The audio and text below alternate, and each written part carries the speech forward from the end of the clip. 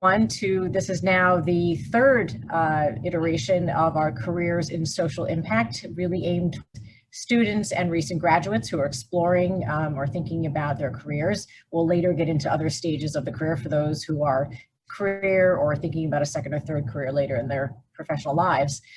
This evening, we're talking about nonprofit governance, particularly board involvement. What does that mean? What's a regular board? What's a junior board?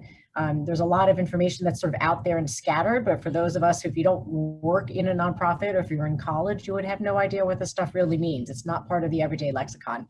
So we're very happy and fortunate to have some terrific folks on hand with us this evening. Connie Royster, class of 72, has just a tremendous background and experience, and she's going to kick it off with us. Hopefully you've had a chance to read through everyone's bios in the handout.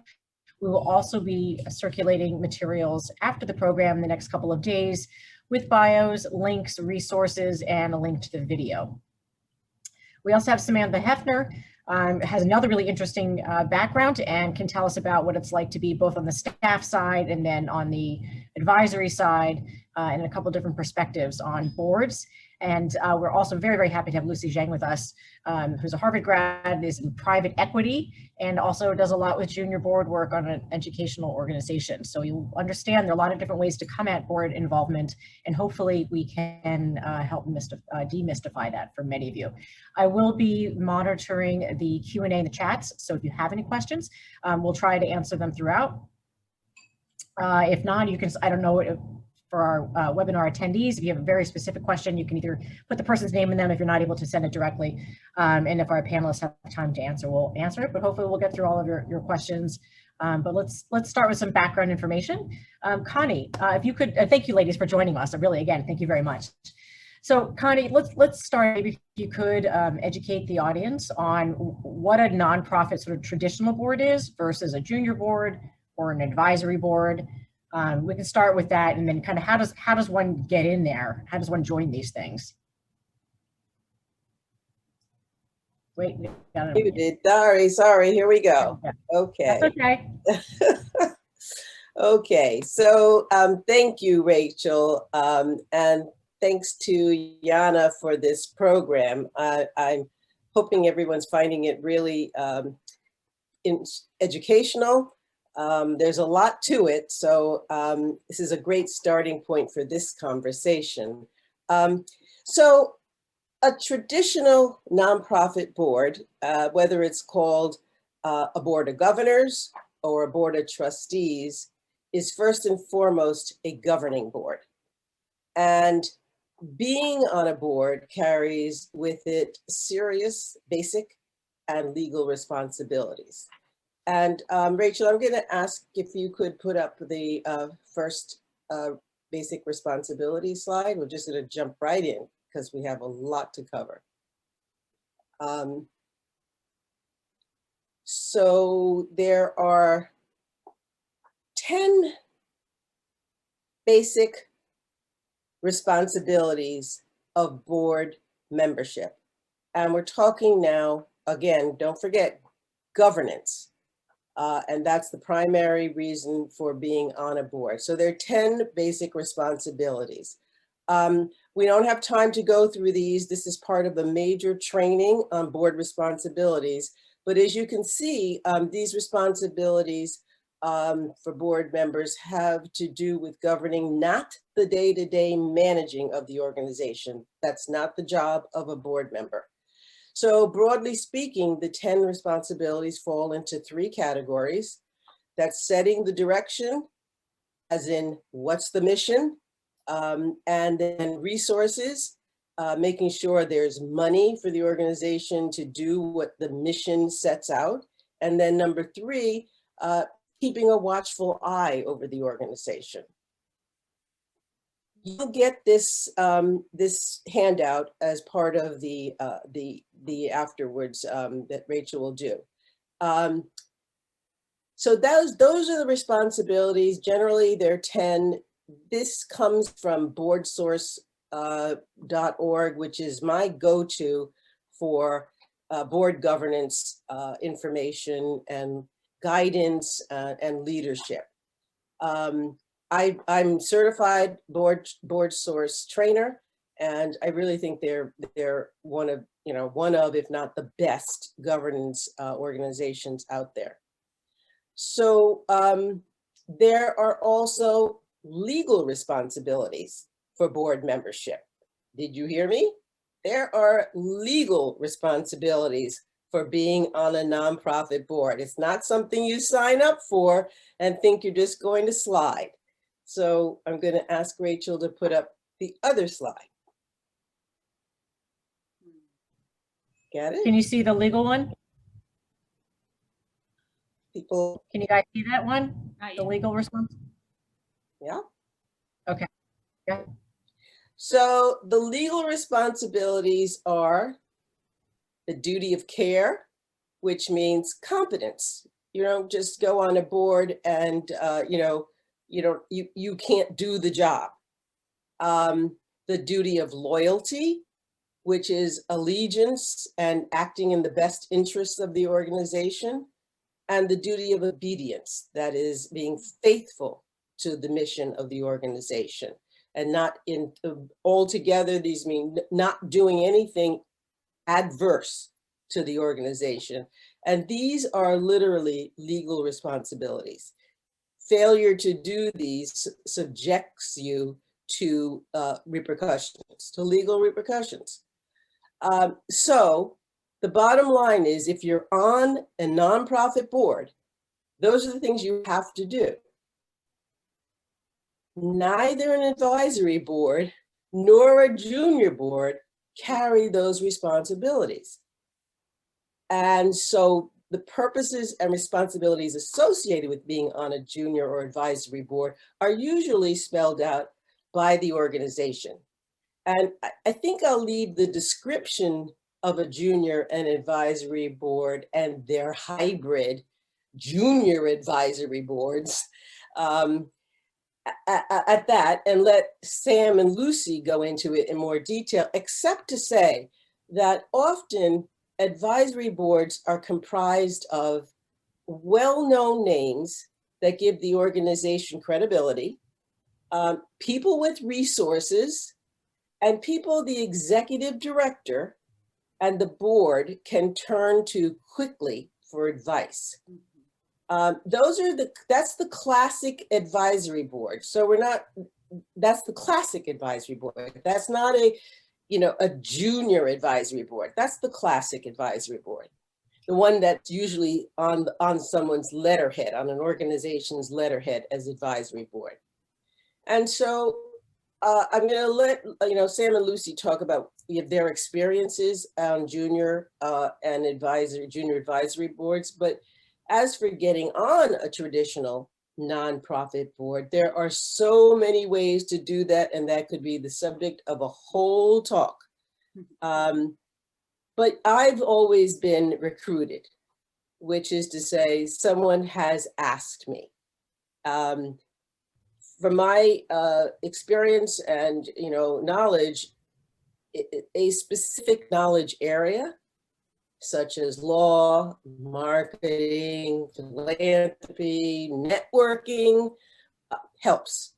There's no question about that. And another area is, if you're passionate about an organization's subject matter, as you'll hear from Sam and Lucy, volunteering and getting to know the players can help.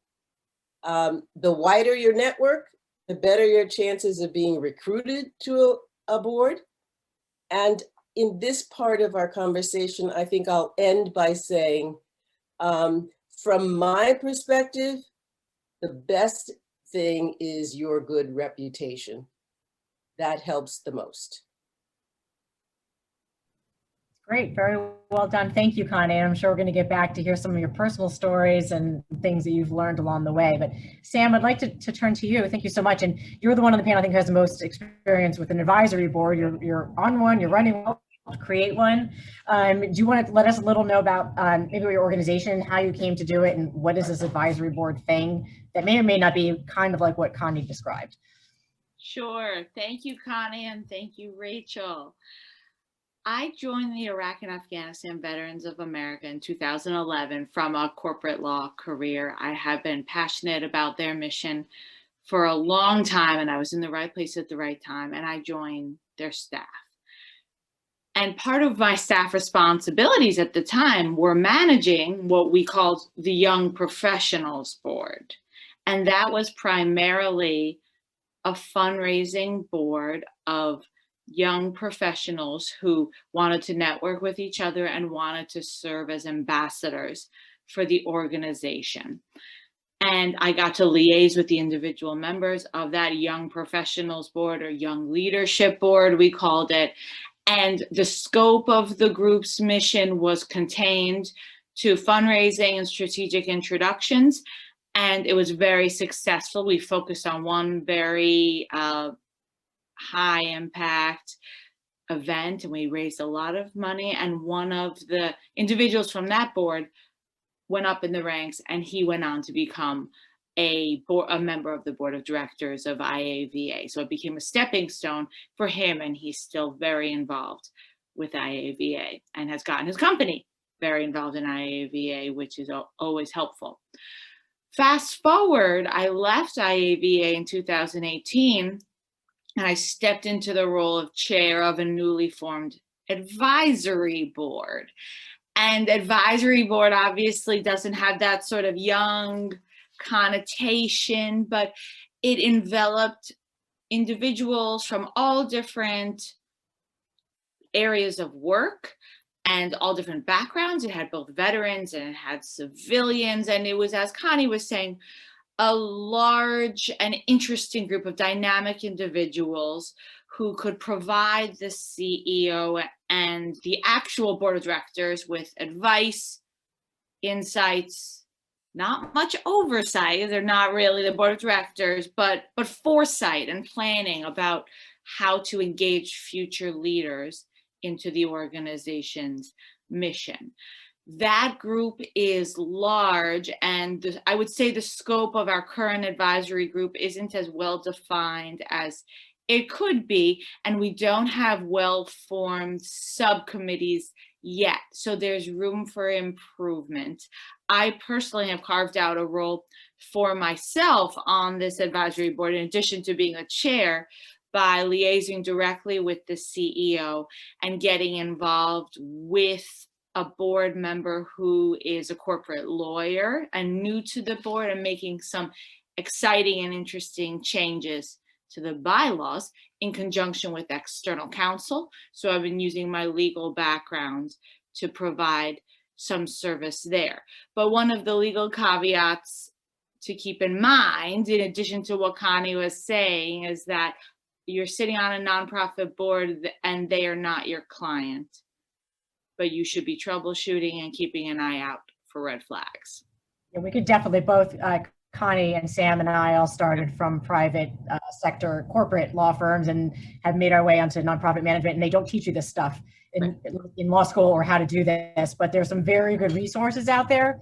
You don't have to be a lawyer. We're going to turn to Lucy, not a lawyer. And I don't know what the breakdown is. It'd be really interesting to see what percentage of nonprofit boards come from the private sector and which ones come like through the ranks, or who end up, we can get into the discussion of whether it's meant to be a fundraising, the give get, do you have to pay to play? Do you have to buy your way into a nonprofit?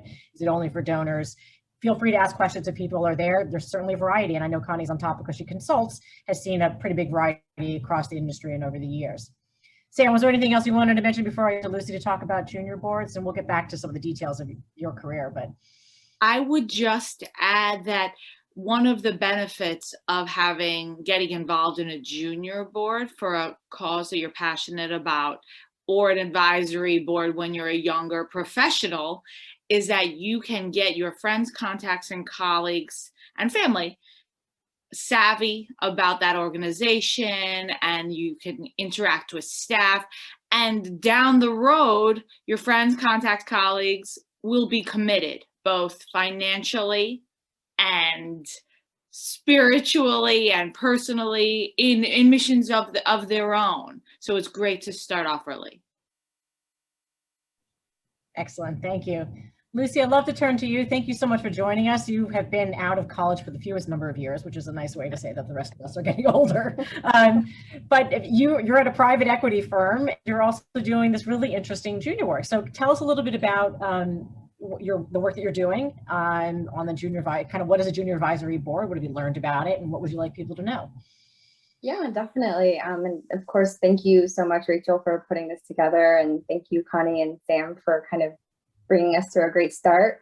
So I think I would start by saying, coming from a finance background, it's definitely tough to juggle kind of work and kind of extracurriculars, I guess, if you want to relate it to something from college. It's definitely hard to juggle. And so I think it's definitely important to make sure you feel like you have the bandwidth or the ability to kind of make time for it, whether it's on weekends, and just make sure that, the nonprofit you're interested in joining is kind of compatible with your work schedule. And that was kind of first and foremost in my mind when I was looking for opportunities to get involved. And I think fortunately for me, education is always something that I've been really excited and passionate about. And so when I just did a quick Google search on local New York profits that were involved in education, I was lucky to kind of find Expand Ed, and lucky to kind of coordinate with the woman who was leading it, and kind of was a great fit. And so I'm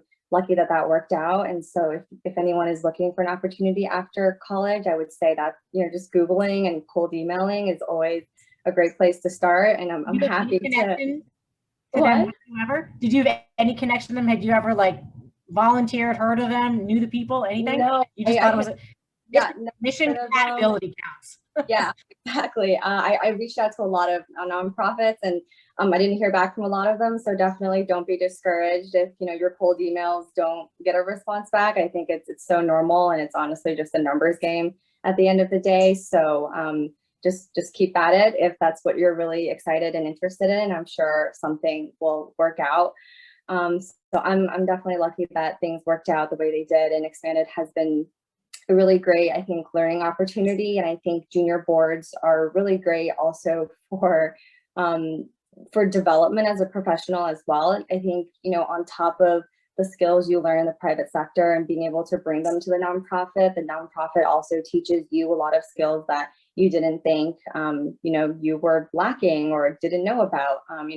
I think it gives you a newfound confidence of being able to reach out to venues that you're looking to secure for a fundraising event, or looking out, cold emailing donors that you didn't think you'd be comfortable talking to. And so I think that's definitely one of the biggest things that I've gained from being on a junior board, as well as just a wide variety of contacts. I think most of my friends and colleagues are naturally from the finance world, and so I was definitely looking to diversify that. And so being on a junior board has allowed me to meet people from the tech industry, from the education industry, being at an education nonprofit.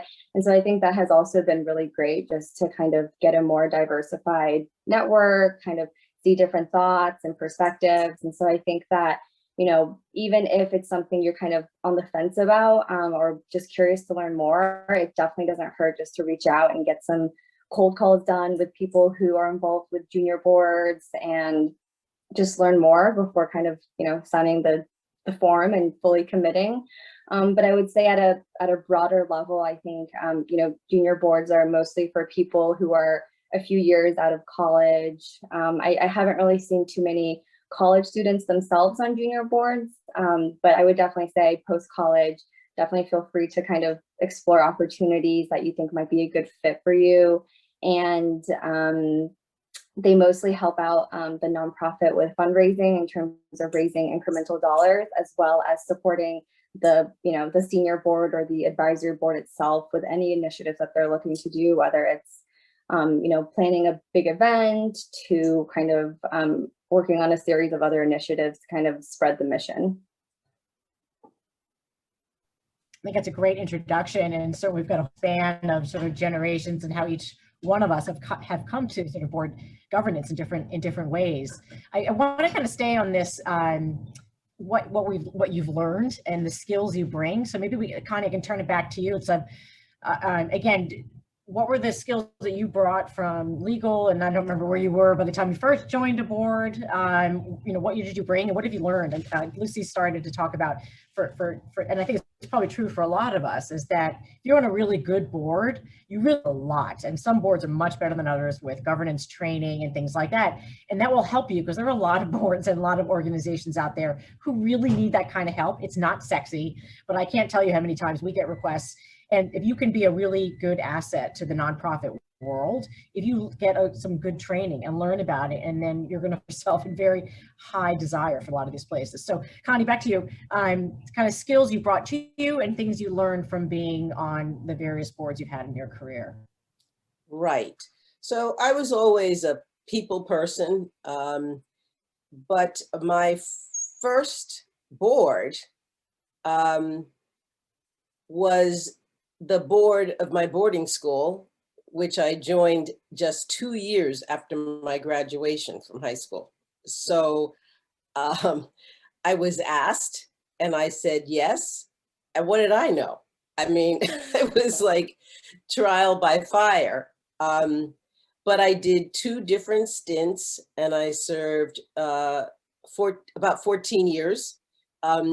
And on that board were some of this country's serious captains of industry, financial journalists, legal, artists. And these trustees became like my mentors, my guides, my friends, even to this day. A few of them are still alive and I see them now in their 90s. But, you know, I think back on it and, you know, how prescient of them to have a young person, and in the words of those days, a minority representative on that otherwise all white board and mostly old board. I mean, it was, you know, older people. And I was not the alumni representative. The alumni board had a separate older representative. So I was actually invited as a full-fledged member of that board. I learned so much about being on a board, what it meant to be a trustee and to preserve, you know, the mission of the school. And I even served on the search committee for a new headmaster. And, you know, there I was going out to these interviews, and I can't imagine what they all thought about me, but I did my job and I did it well. I mean, talk about learning on the volunteer, you know, on the ground. So I'm deeply indebted to that experience, and deeply indebted to my next experience, which was right after I graduated from Yale College, which I did as part of the first group of women to attend Yale. And literally the summer I graduated, I got a call out of the blue to join the first board of governors of what was then, of course, the AYA, the Association of Yale Alumni, now the YAA.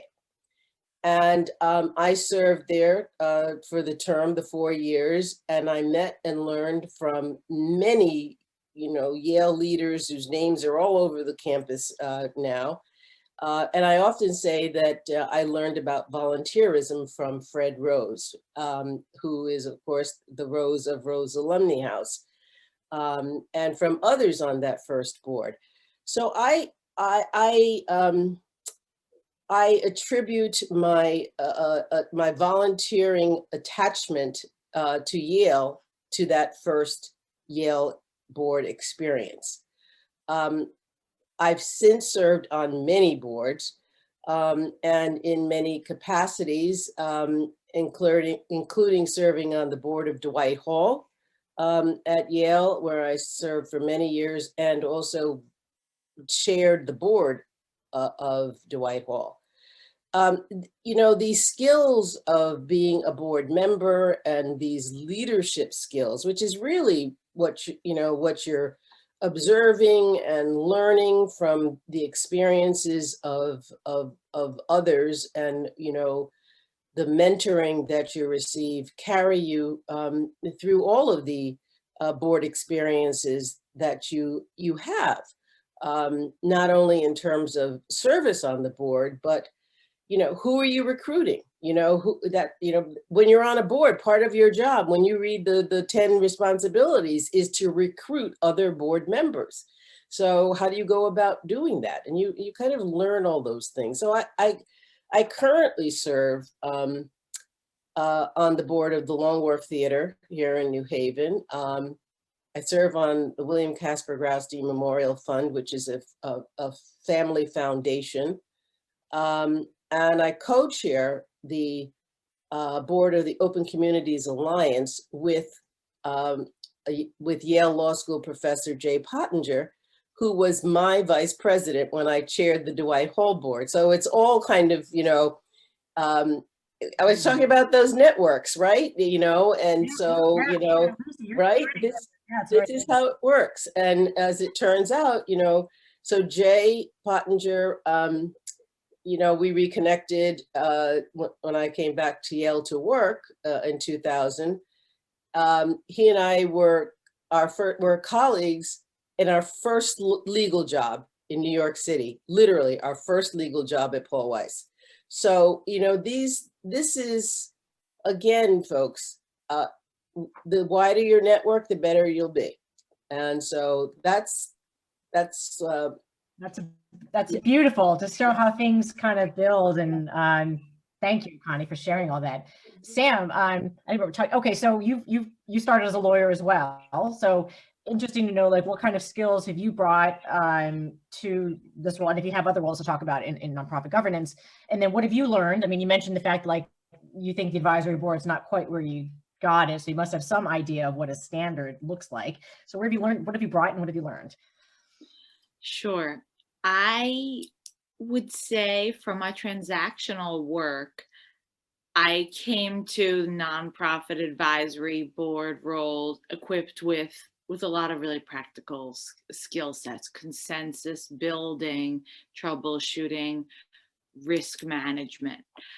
I would say I've learned more from the boards I've been on than hard skills I have necessarily provided. I think I've provided more soft skills. So for example, similar to Connie's story, I've been very involved with my high school's alumni board, but not, Connie was on the board of directors, it sounds like. I just have a leadership role on our alumni board, but I've been able to interact with the board of directors, and it's really, really interesting to sit in on a meeting with the finance subcommittee when you're out on the ground doing fundraising and hearing how that board is strategizing and what they see as the bigger picture, and making forecasts of goals, recalibrating goals when necessary. And I've done a lot of fundraising on behalf of my other beloved alma mater besides Yale, which is the Spence School. And I have done a fearless amount of outreach, emails, lunches, cold calls, and as we've been saying about networking, in addition to building the skills of fundraising, it's been amazing from my network. I've met other lawyers, I've met other friends who golf, you name it, across the spectrum. I've met a lot of interesting people. Whoever I take a fundraising meeting with, I say to them, you'll be hearing from me. I'm not going anywhere. It's the start of a relationship in some way, shape, or form.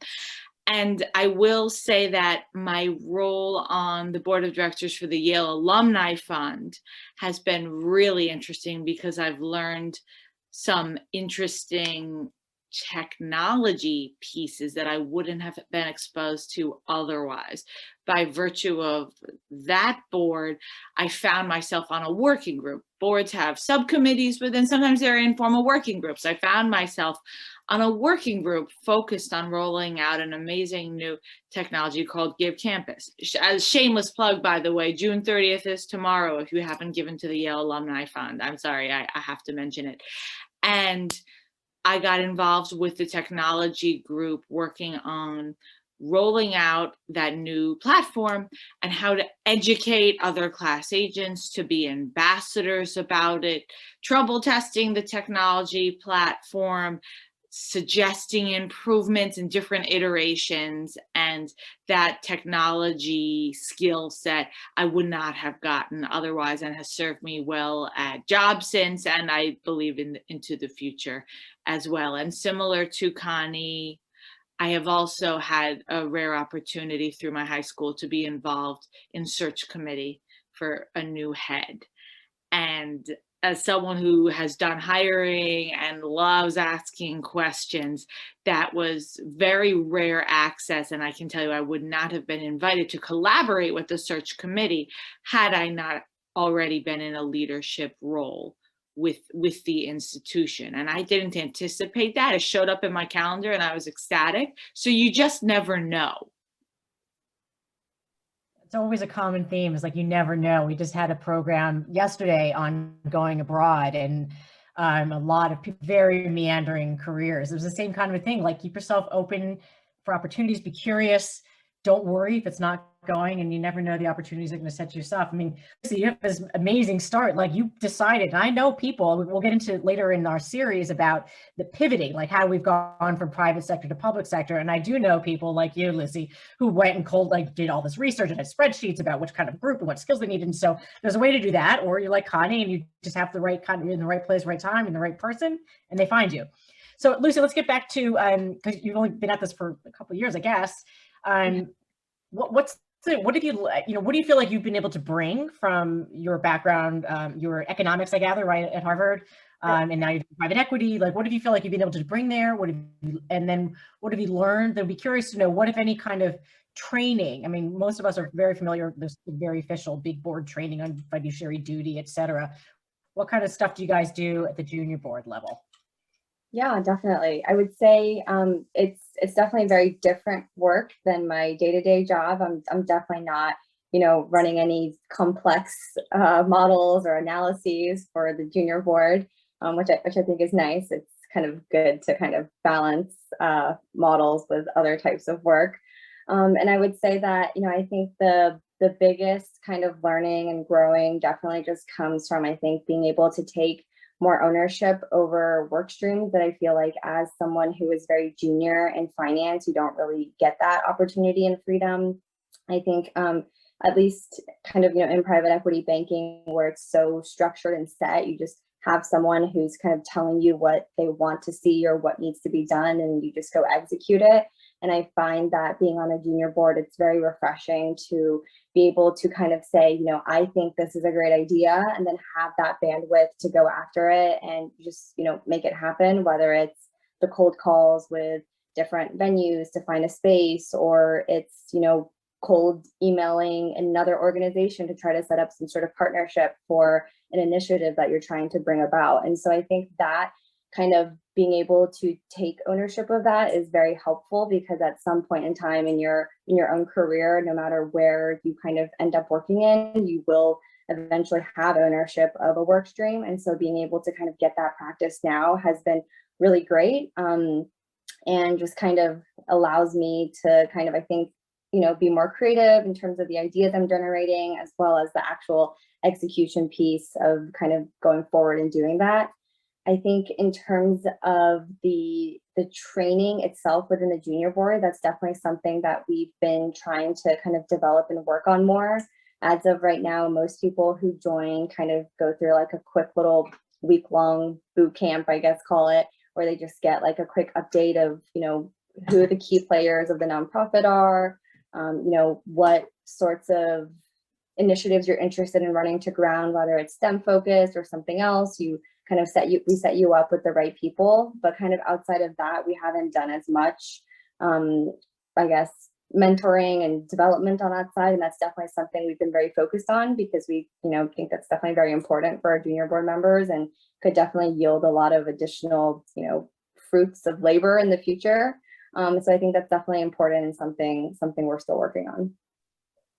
How much interaction does the junior board have? You said there's sort of like a boot camp, but the way Samantha mentioned it, there's sometimes like do you sit on meetings? Is there a representative who works with the executive director or the chair of the regular board?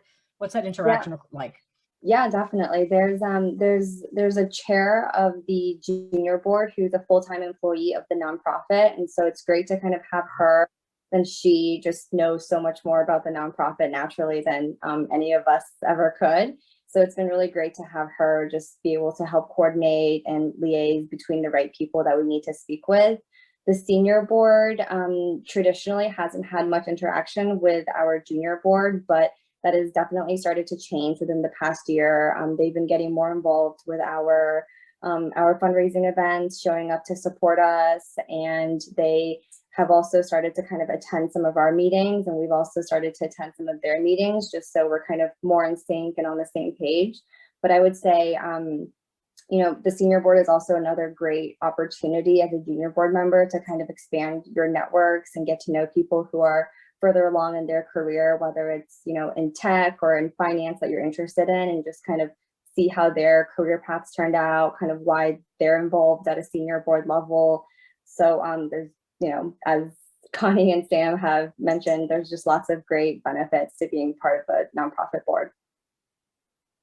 Is your junior board meant a stepping stone, or do people, I don't know, how long has this junior board been around, and what's the sense of turnover, or do people go up, or they just kind of do their thing and hang out for a couple of years? Yeah, it's I think it's definitely a fairly young and recent junior board. I think it's only been around for I think maybe the past 5 to 7 years.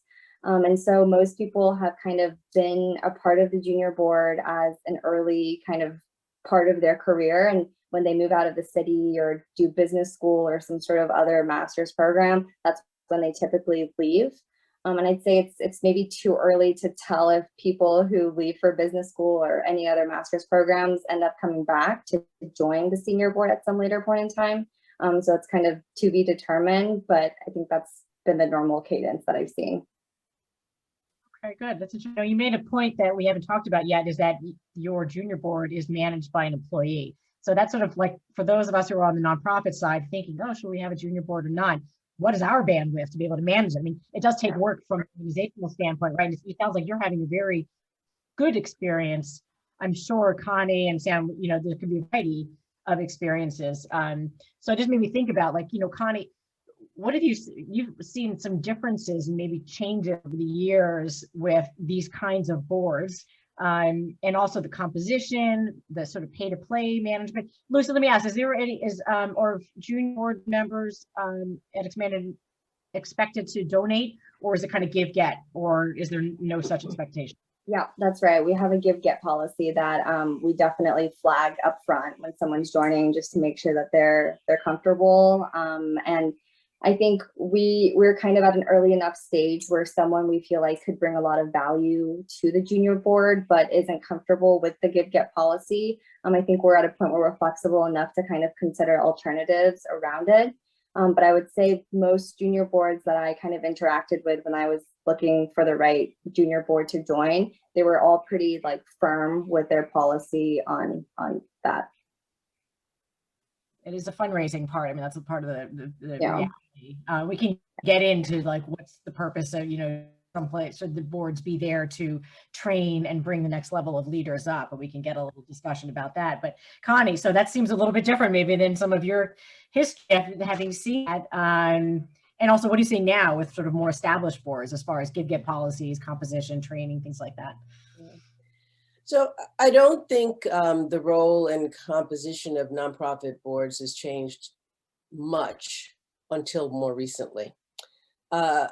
And I think we want to make a distinction in some ways between the more established nonprofit boards and the emerging nonprofits.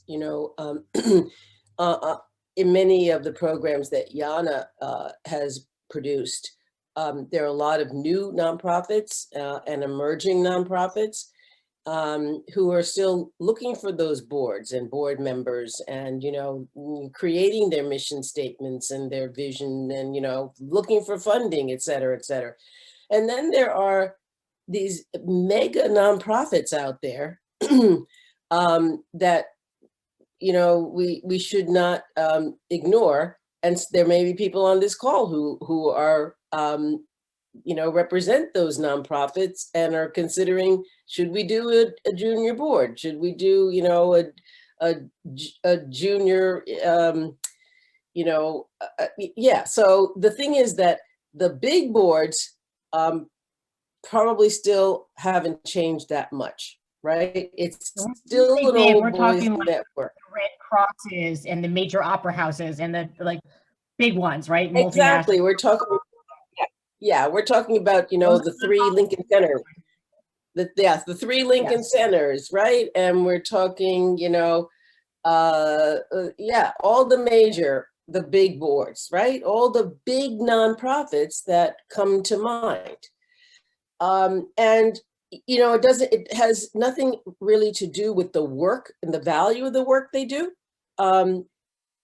But the boards haven't changed that much. The people on the boards are still wonderful, good people, their hearts are in the right place, their pocketbooks are open.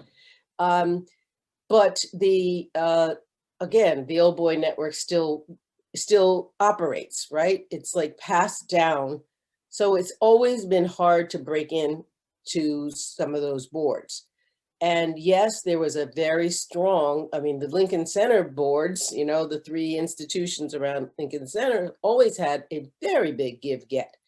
And so for those of you on this call who don't know what that means, it means that before you're even invited to the board, that you need to give to the institution donate X amount of dollars before as a condition of being on the board, right? So that's your give.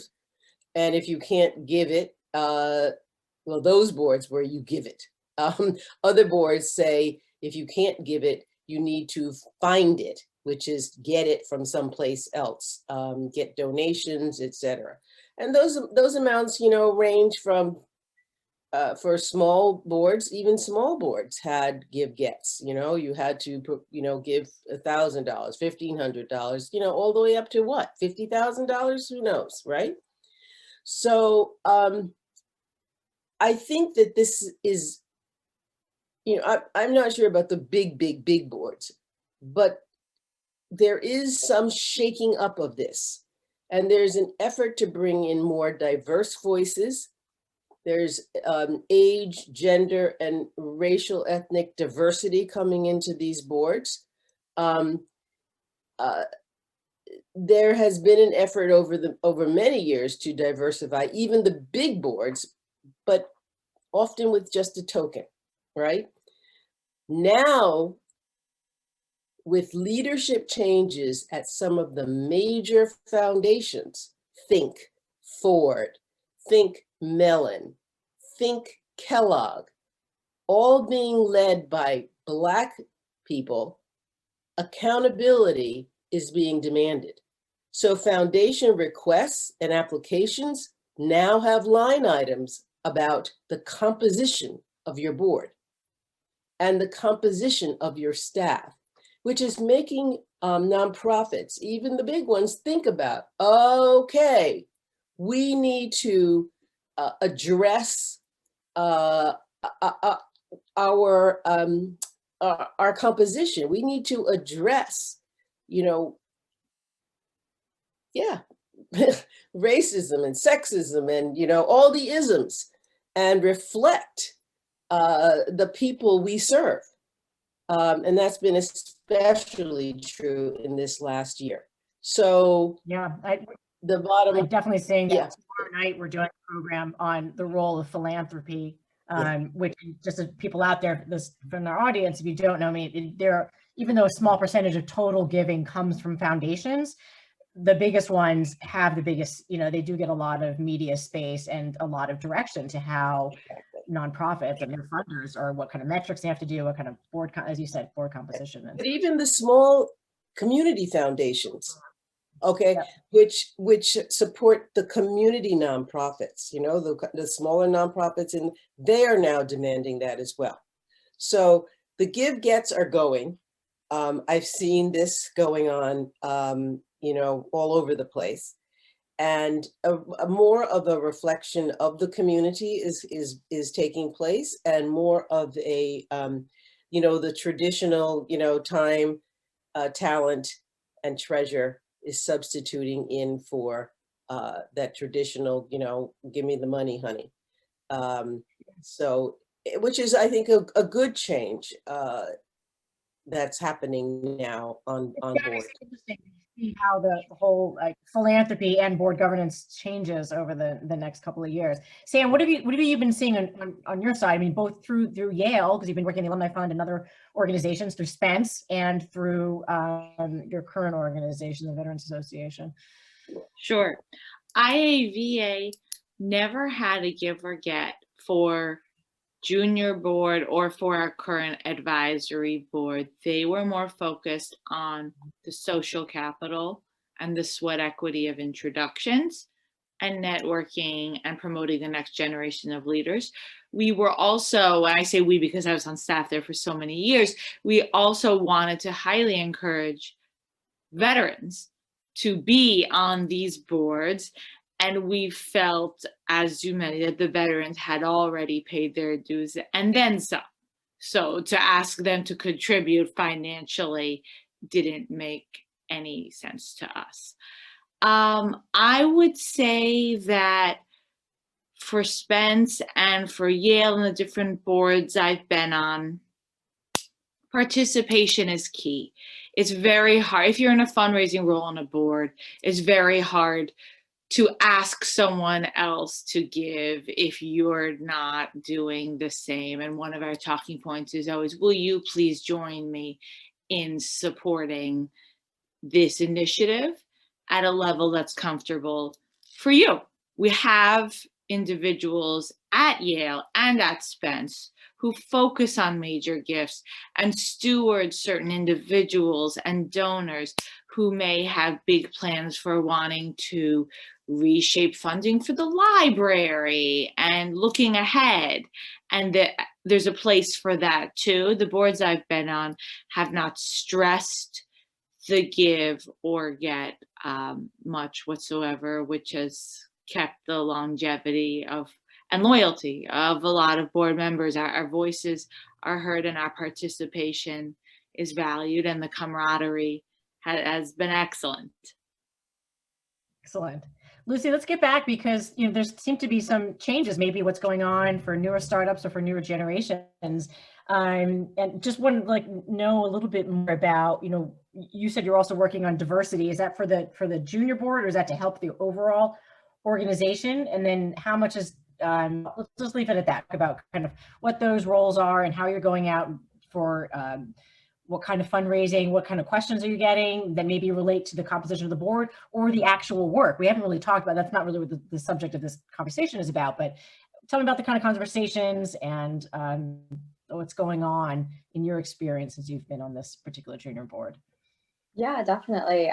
So I would say when I actually first joined the junior board, I realized that most of the other people on the board were also from a finance background, which I guess isn't surprising given there's a lot of finance in New York. But one of the reasons I had been interested in joining a junior board was to diversify my network, and it was great to meet other finance people. But I thought that it would definitely be more value additive if there were also people from PR backgrounds or education backgrounds also on the junior board, kind of helping us think through ideas and strategize. And so one of the things that I've been really kind of, I guess my big kind of task in the past year was just to kind of add diversity to the junior board, as well as to help grow it, since we are fairly young and kind of a growing junior board.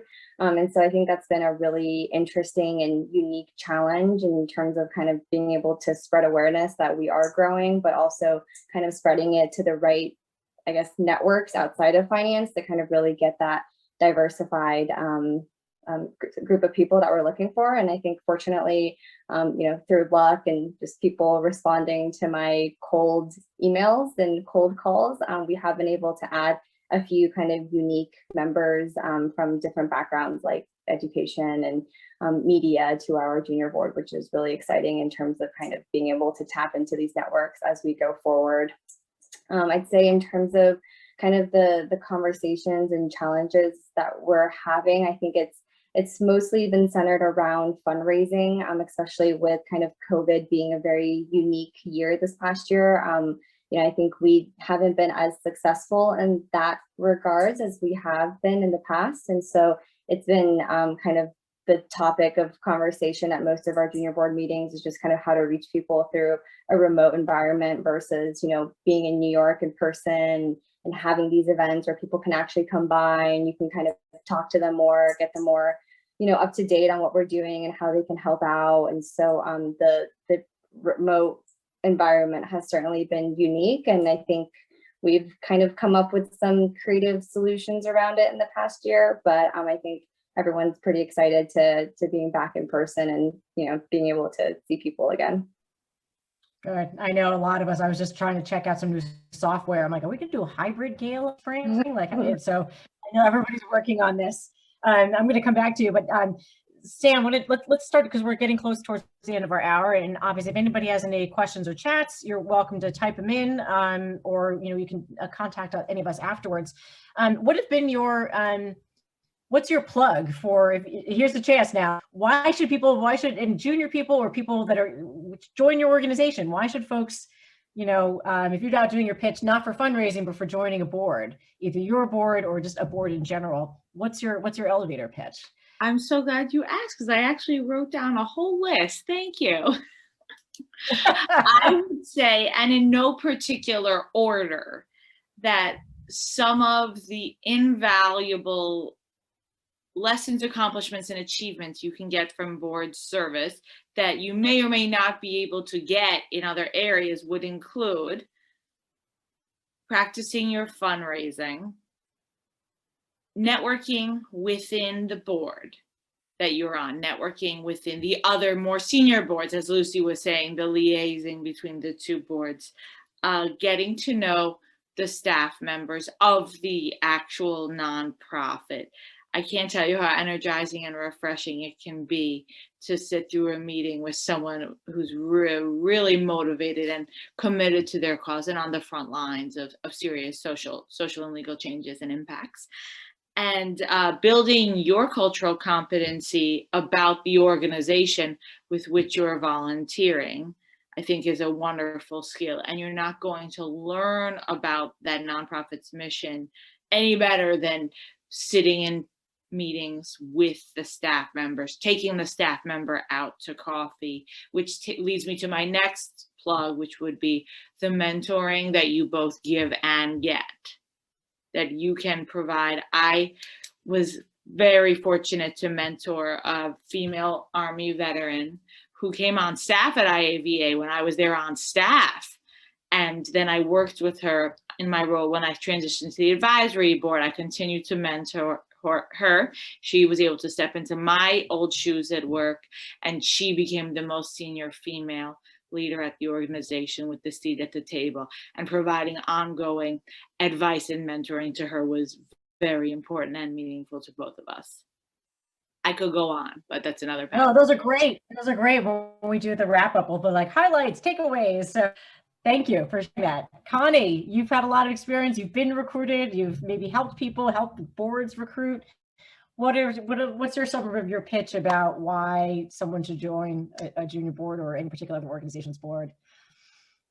I think there's great satisfaction in service. And so that's number one. I mean, service is, at least us Yaleys, sorry, Lucy. Service is number one. So that's for me a major piece. Leadership development, leadership skills, and that network I talked about, it's an incredible way to expand the network in a positive way. I don't mean that in a negative way. I mean, there's some really wonderful people associated with nonprofit boards and the organizations that they govern. So it's been incredibly satisfying for me over many, many decades now. We're not counting. I think you can say, Lucy, what about you that's makes you really happy that you've done what you've done, and how do you encourage others involved in this way? Yeah, definitely. I'll keep mine short since I feel like Connie and Sam have definitely touched on all of the key points. But I think, you know, it's mostly just the feeling of being very rewarding, helping out with a cause that you're really passionate about. I've been involved with a lot of kind of volunteerism, nonprofit stuff kind of growing up. And so I think it was just a very natural extension to get involved again after college. And so that's been kind of the biggest piece. And then all these other kind of side benefits that Connie and Sam have mentioned have definitely just been like the cherry on top. Yep, I would echo everything everyone said, is that I've had a couple, and I had to make some concerted effort to learn how to switch from private sector as a lawyer over, and I've just had the benefit of some unbelievable training. And like Sam and Connie, I was lucky enough to do it at my private school, and then I became the first female chair of this board. It was a Quaker school, so it was technically called a clerk, you know, for like a 300-year-old school. So you think that like there's been a lot of change, but there still is. It's not that it's all old boy, but there's still some things that just haven't happened yet. And I think part of it is I'd like to get more, you know, women and other people knowing about, and like you said, Lucy, do board work. It can be a little bit easier to manage bandwidth if you're in a very high demanding job. Like you may not have time to do tutoring or mentoring or things that might take up a lot more commitment, sound very rewarding. Whereas if you can kind of use something at your level of corporate or other kind of professional expertise, might be easier to do. So I definitely recommend people from all levels, and sounds like we've all had pretty positive experiences.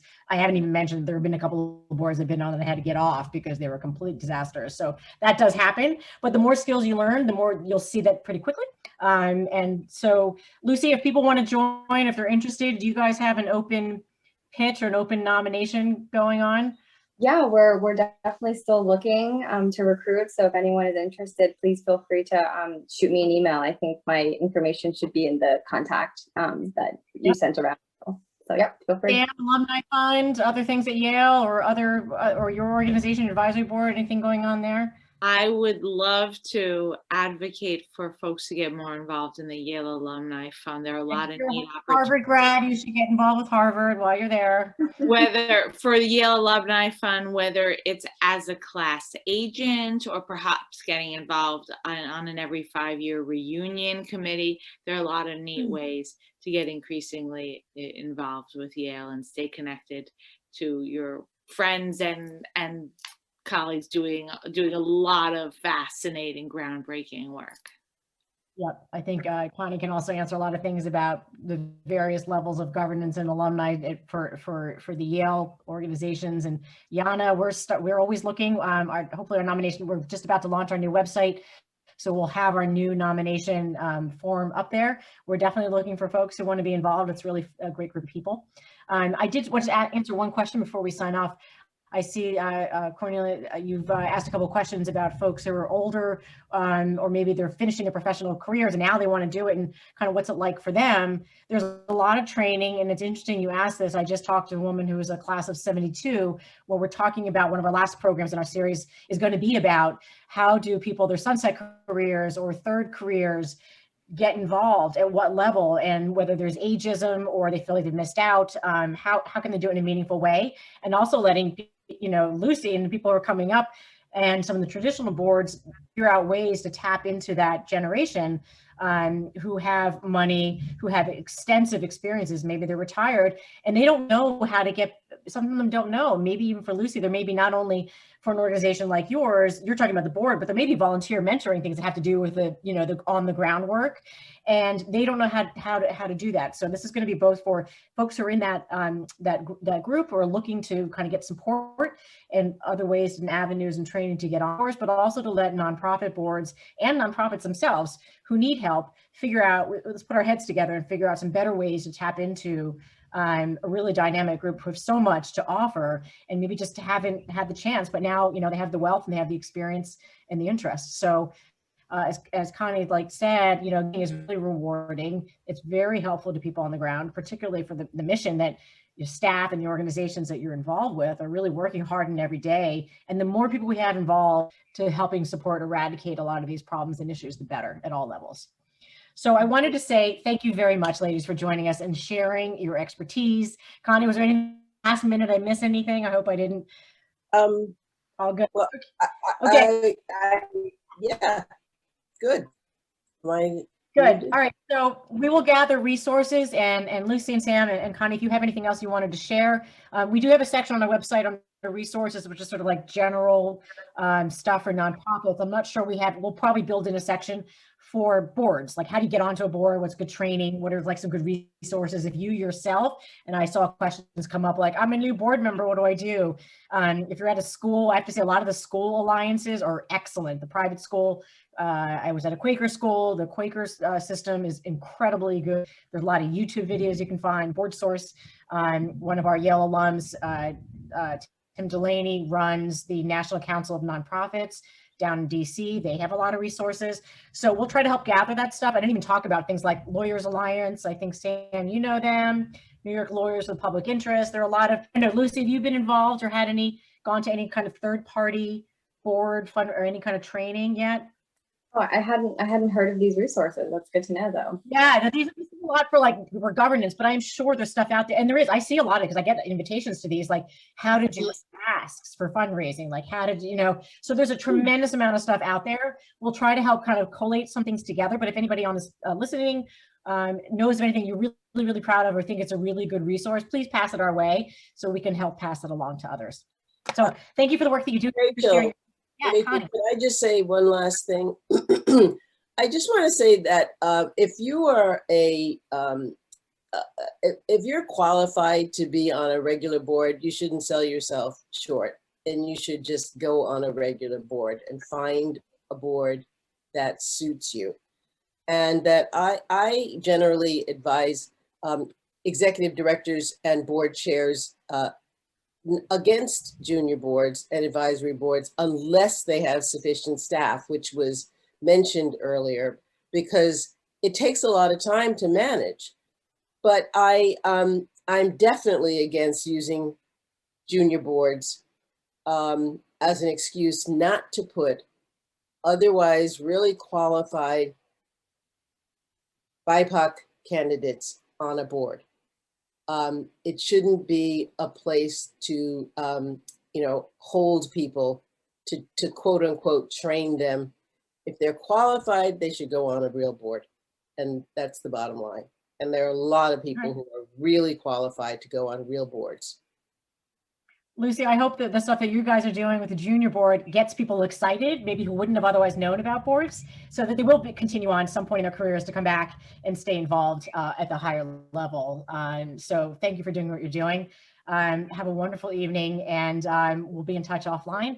And thank you everyone for joining us. And for those who are watching by video, feel free to ask us any questions. You can reach us. You can reach me at rachel@yale-nonprofitalliance.org.